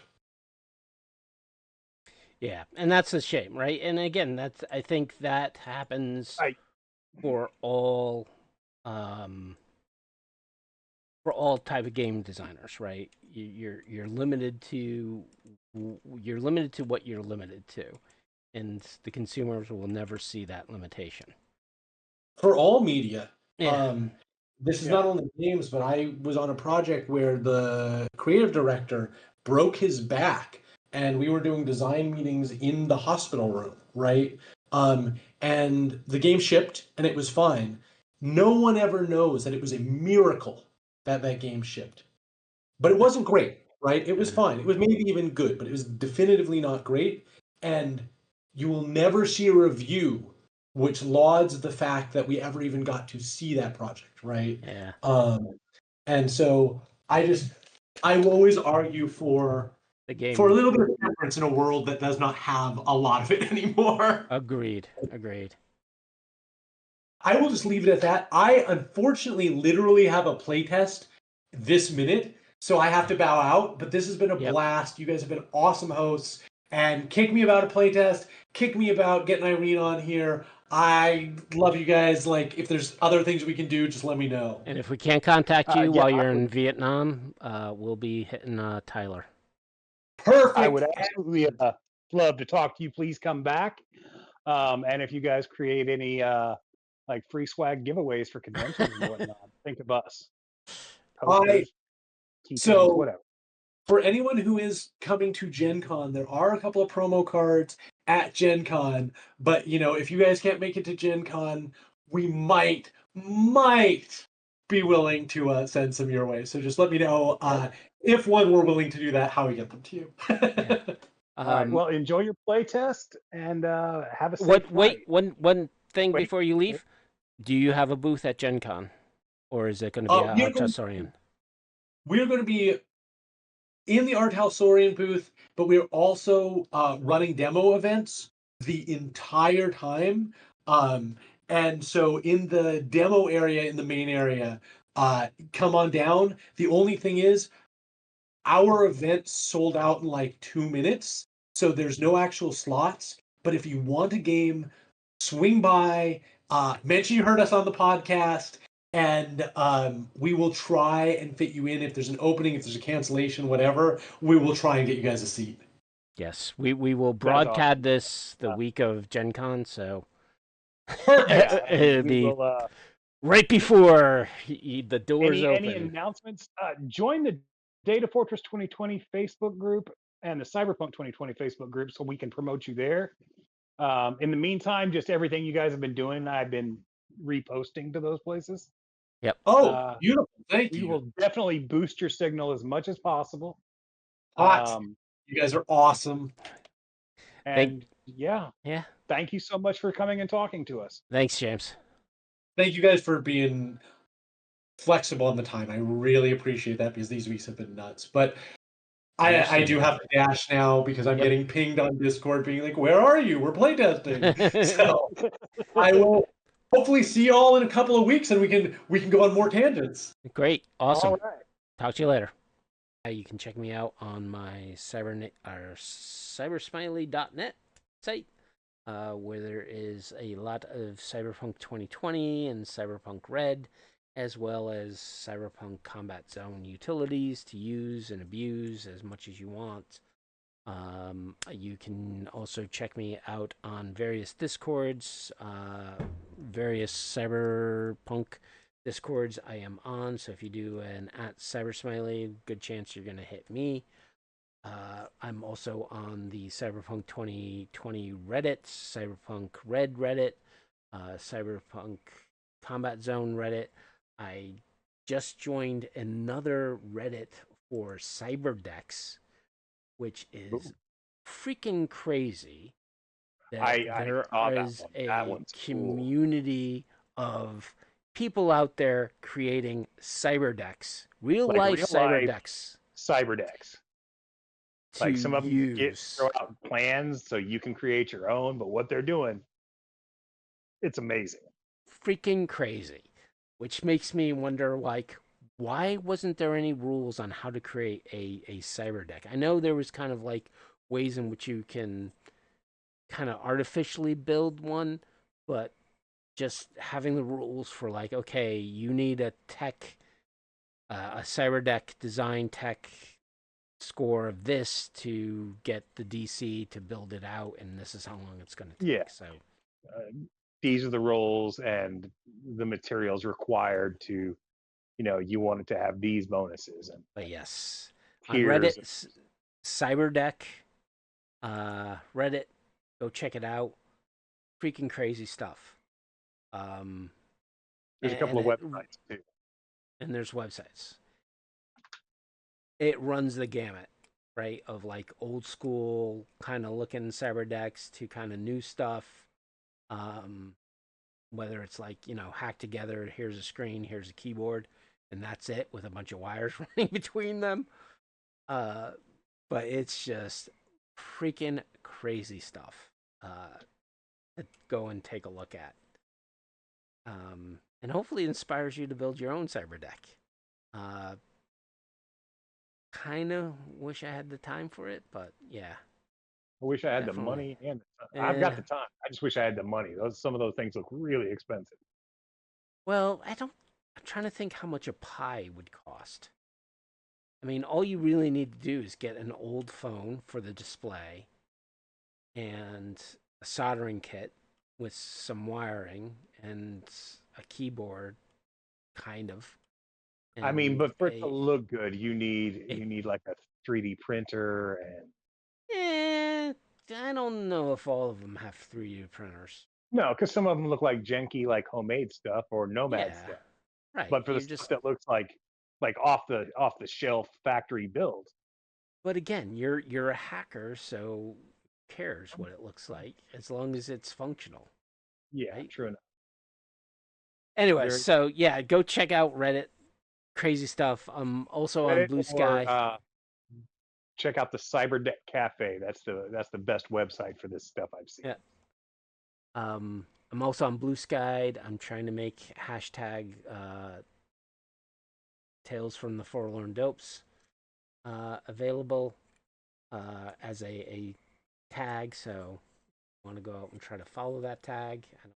And I'm not 100% sure exactly how Blue Sky works. I'm an old man, damn it. New But yeah, stuff. there's that. So yeah, Reddit, Blue Sky, and Discord are kind of the only places and avenues I'm kind of on, other than my own site. So, off to you, Derek. All right. I am Derek Bernier, aka Wisdom000. I run Datafortress2020.com, the largest, most comprehensive Cyberpunk 2020 site out there. Very soon, I will be adding a bunch of red material, as well as a bunch of Cyberpunk 2020 and Cyber Generation, even some V3 stuff to the site's archive. A lot of fan based uh, materials. I have gotten it down to there's like 60 or so files I still have to identify the creator of, and then there's like 150 that I've identified the creator, but I'm still trying to like talk to them. I'm trying to locate them to get permission. Um, but when that like as far as the things that I've already gotten like found and gotten permission, we're talking over 600 files at this point. Holy So cow! it's going to be a massive update to the archive. To the point that Just I'm actually starting to worry if I am going to have enough room on my server for it. so this is just as massive as 2.3. Sure. Yes. Yes. Um, we're talking several gigs worth of stuff. Anyway, that's what I'm doing with my site right now. I'll also be updating the hyperlinks page because that is way out of date, and most of those sites that are on there are gone now, which is super sad. You can contact me through the site. My email is listed there on the front page. Some of the other articles, like it's still got old email addresses that I've never gotten a chance to clean up. But the main page, front page, is always going to have my current email. Or you can find me on Facebook. I'm on the Datafortress 2020. I admin that. I am the owner. I'm on the Cyberpunk 2020 Facebook group where I'm also an admin, and I'm a moderator on the Cybernation Uncensored Facebook group. I'm a member of a couple of others, but those are the ones that are easiest to find me. I'm on Reddit at most of the Cyberpunk sites there, or threads or groups or whatever you call them. I'm on Discord at an ever growing number of Cyberpunk sites where, again, I mostly lurk, although if you've ever created anything, chances are high you're going to hear from me asking for permission to post your stuff in my You're archive. gonna start hearing John Williams music in the background all of a sudden. Dun dun If you dun have dun. created something that you would like to see on the archive and I haven't gotten a hold of you yet, by all means, reach out to me. I would love to archive your stuff. I consider myself a historian of fan-based creations, fan-based material for Cyberpunk. Beyond that, I too am on Blue Sky at Wisdom 2020 BSK. Wisdom 000 is apparently already taken by someone out there. Yeah, Do it we drives me. need to go hunting? No, I'll just take what I can get. I'm an old man. Um, Yeah, but you're a yeah, Gen X. They can't take away your name. it's true. It's true. Anyway, those are where you can find us. By all means, reach out to us. We love to hear from you. We love talking cyberpunk. If you have any questions, complaints, criticisms, suggestions, or just information you want to share with us, by all means, reach out. We'd love to talk to you. If you Yeah. have ideas for future shows or leads on guests we might be interested in talking to, Or yeah, topics you want us to like just ramble about. topics you want us to cover, yeah, questions. Um, as always, we'd like to thank Cybernation Uncensored for hosting us, Rob um, Mulligan. Rob Mulligan, and yeah, please join us in 2 weeks where we're gonna have a really nice guest. I mean, it's special. We're Yes. really looking forward to it. And we will see you then. That we will. Till next time, everyone. Have a great night.